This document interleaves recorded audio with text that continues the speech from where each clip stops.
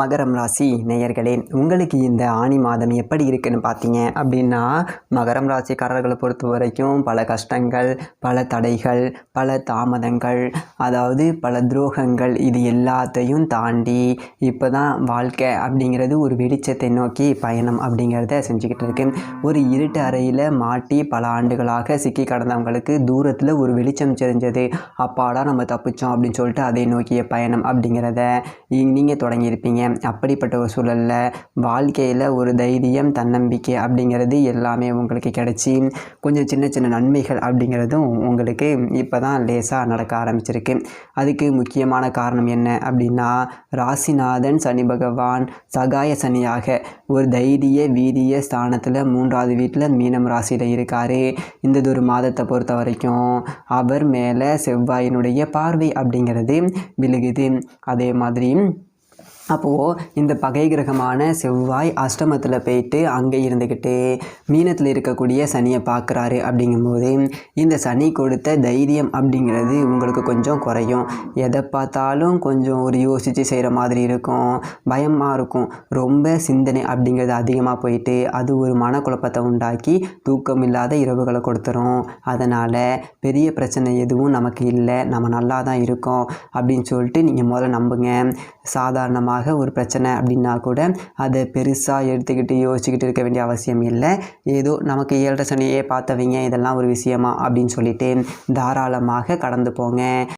இன்னொரு முக்கியமான விஷயம், தனிப்பட்ட முறையில் ஜாதகம் பார்க்க இந்த வாரத்துக்கான அப்பாயின்மெண்ட் ஃபிக்ஸ் பண்ண சொல்லி நிறைய பேர் கேட்டிருந்தீங்க.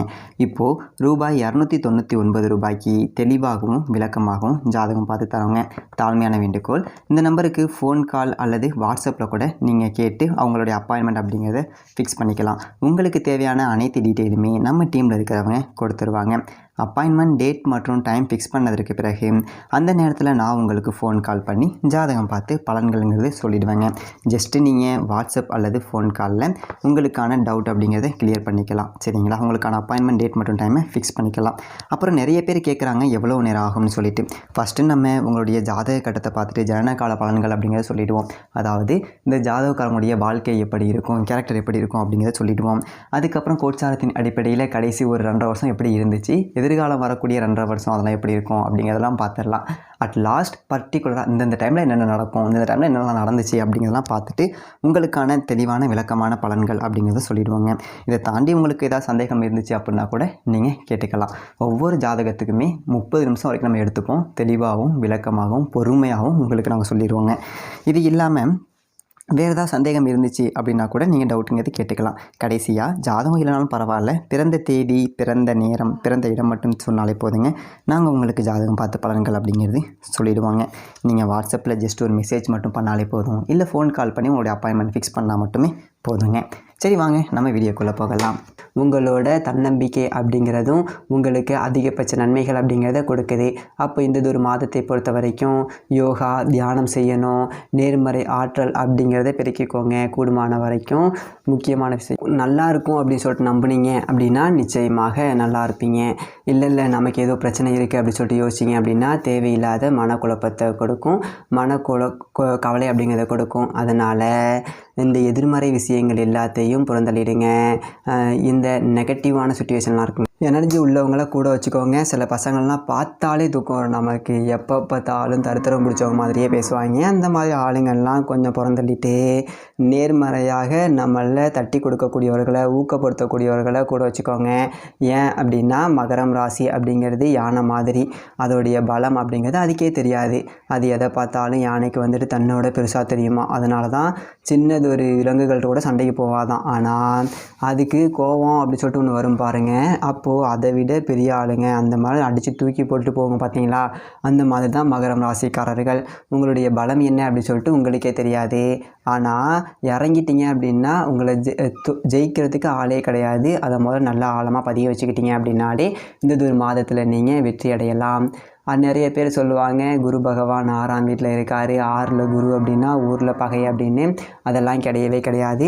மற்றவங்களுக்கு தான் அது 6ல் குரு ஊரில் பகை. உங்களை பொறுத்த வரைக்கும் விபரீத சக்கரவர்த்தி யோகம் அப்படிங்கிறது. ஏன் அப்படின்னா மறைவு ஸ்தானத்துக்கு அதிபதி உங்களுடைய ராசியை பொறுத்த வரைக்கும் 12க்கும் குரு தான் அதிபதி, 3க்கும் குரு தான் அதிபதி. அப்போ 2 வீட்டுக்கு அதிபதி இந்த மறைவு ஸ்தானத்துக்கு அதிபதி போயிட்டு இன்னொரு மறைவு ஸ்தானத்தில் உட்கார்றாரு. அப்படிங்கும்போது கெட்டவன் கெட்டு போனது தான். குரு ஊருக்கு நல்லவராக இருந்தாலும் உங்களை பொறுத்த வரைக்கும் கெட்டது தான்.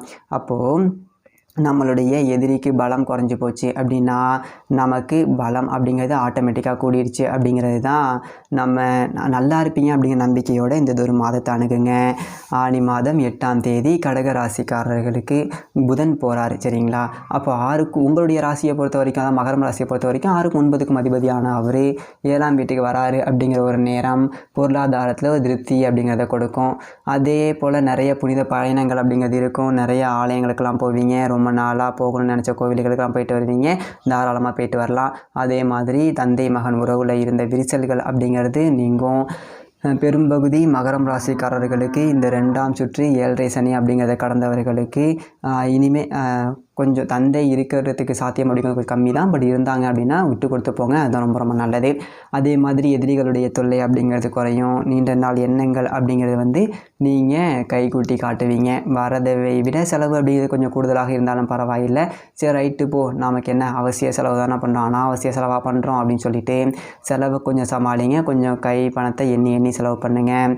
உதிரி வருமானம் அப்படிங்கிறது வரும். மாதம் ஒரு 10 ரூபா சம்பளம் வருது அப்படின்னா திடீர்னு ஒரு இன்சென்டிவ் போக்குவரத்து அப்படின்னு சொல்லிட்டு ஏதாவது 5 ரூபா சைடில் கிடைக்கும். அதனால் எனக்கு பெருசாக அந்த செலவுகளை பற்றி கவலைப்பட தேவையில்லை. உத்தியோகத்தில் மேல்மட்ட அதிகாரிகளுடைய ஆதரவு அனுசரணை அப்படிங்கிறதுலாம் உங்களுக்கு கிடைக்கும். அதே மாதிரி எதிரியை நீங்கள் தேர்ந்தெடுத்து மோதுனீங்க அப்படின்னா உங்களை விட 100 மடங்கு பலமான எதிரிகளும் தேர்ந்தெடுத்து மோதுவீங்க. தோத்தாலும் பெரிய மனுஷன்டா தோத்தண்டா அப்படிங்கிற மாதிரி தான். ஆனால் தோல்வி அப்படிங்கிறது இல்லை, வெற்றி தான் உங்களுக்கு. எதாக இருந்தாலும் 2ல் 1 பார்த்துடலாம் அப்படின்னு சொல்லிட்டு இறங்கி ஆடிங்க. அதுதான் ரொம்ப நல்லது. அதே மாதிரி தொழில் ரீதியாக பார்த்தீங்க அப்படின்னா தொழிலில் நீங்கள் என்னெல்லாம் முயற்சிகள் அப்படிங்கிறது எடுக்கணும்னு நினைக்கிறீங்களோ எல்லாத்தையும் எடுங்க. வெற்றி அப்படிங்கிறது உங்களுக்கு கொஞ்சம் தள்ளி போனாலும் ஆனால் கிடைக்காம போகாது. நிச்சயமாக வெற்றி அப்படிங்கிறது உங்களுக்கு காத்துக்கிட்டு இருக்குது. ஆனி 15 தேதி வரைக்கும் மேசம் ராசியில் சுக்கிர பகவான் இருக்கார். 4ஆவது வீட்டில் சுக்கிர பகவான் இருக்கார். 15ஆம் தேதிக்கு மேலே அவர் ரிஷபம் ராசியில் போயிட்டு ஆட்சி பெற்று அமர போகிறாரு.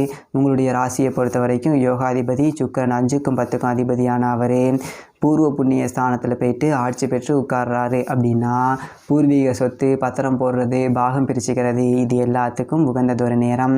அதோட பூர்வீக சொத்தில் ஏதாவது வம்பு வழக்கு, கோர்ட்டு கேஸு அப்படின்னு இருந்துச்சு அப்படின்னா கூட அதில் உங்களுக்கு வெற்றி அப்படிங்கிறது கிடைக்கும். பெண் பிள்ளைகளோட சுப சடங்குகள் அப்படிங்கிறது செய்யலாம். திருமண வயதை கடந்த பிள்ளைகளுக்கு திருமண வரன் அப்படிங்கிறது இந்த ஒரு காலகட்டத்தில் கைக்கூடி வரும். சில பேர் சுய தொழில் தொடங்கக்கூடிய ஒரு முயற்சியில் இறங்குவீங்க. தொழில் தொடங்கி இறங்கி என்ன ஏதுன்னு பார்த்துருவோம், ஒருத்தனால தான் இன்னொருத்தன்ட்ட வேலை செய்கிறது அப்படின்னு சொல்லிட்டு ஒரு பிரபலம் அடைவதற்கான ஒரு முயற்சியில் நீங்கள் இறங்குவீங்க. அதில் இந்த ஒரு காலகட்டத்தில் உங்களுக்கு நிச்சயமான வெற்றி இருக்குது. குறிப்பாக கலைத்துறை சார்ந்தவர்கள் சாதனை படைக்கலாம்.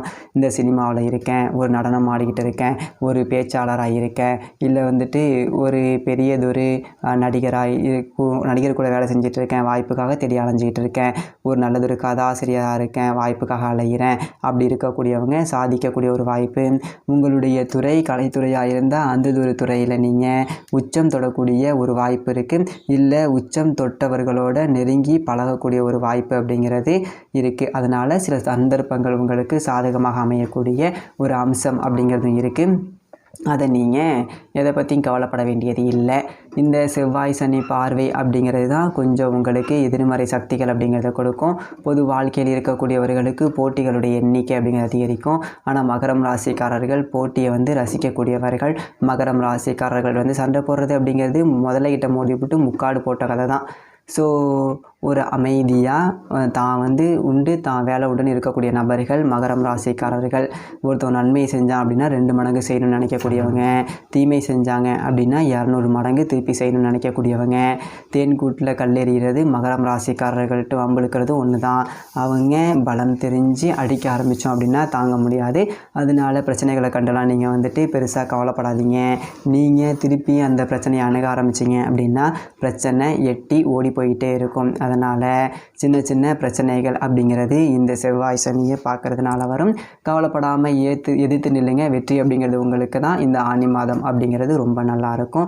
மகரம் ராசிக்காரர்களுக்கு மேலும் மிகச்சிறந்த நன்மையெல்லாம் நடக்க உங்களுடைய ராசி அதிபதி சனி பகவான் அப்படிங்கிறதுனால உங்கள் வீட்டுக்கு அருகில் உள்ள செவ்வாய் பகவான் ஆலயம் சென்று, அதாவது முருகப்பெருமான் ஆலயம் சென்று அங்கே பக்கத்தில் இருக்கக்கூடிய சனி பகவான் வணங்குங்க. நிச்சயமாக மிகப்பெரிய மாற்றம் அப்படிங்கிறது ஏற்படும். சொல்லுங்கள் சித்தி.